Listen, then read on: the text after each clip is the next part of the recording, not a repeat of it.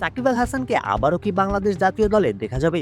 অস্ট্রেলিয়ার বিপক্ষে আসন্ন টেস্ট সিরিজের আগে এমন এক মন্তব্য করেছেন ট্রাভিন, যা নতুন করে আলোচনার জন্ম দিয়েছে। তাহলে কি ঠিক বললেন তিনি?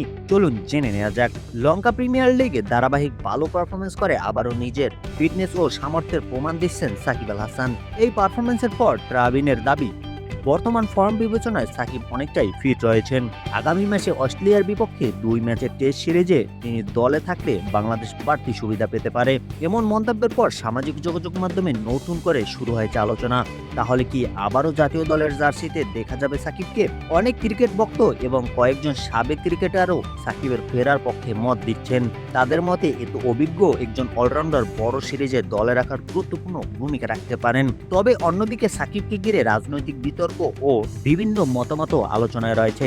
তাই তার জাতীয় দলে ফেরা নিয়ে চূড়ান্ত সিদ্ধান্ত কি হবে সেটি এখন সংশ্লিষ্ট কর্তৃপক্ষের বিষয়। এদিকে বাংলাদেশের অস্ট্রেলিয়া সফরে 2 ম্যাচের টেস্ট সিরিজ আগামী মাসে অনুষ্ঠিত হওয়ার সূচি রয়েছে। আপনি কি মনে করেন অস্ট্রেলিয়ার বিপক্ষে টেস্ট সিরিজে সাকিব আল হাসানকে বাংলাদেশ দলে রাখা উচিত? আপনার মতামত অবশ্যই কমেন্টে জানান।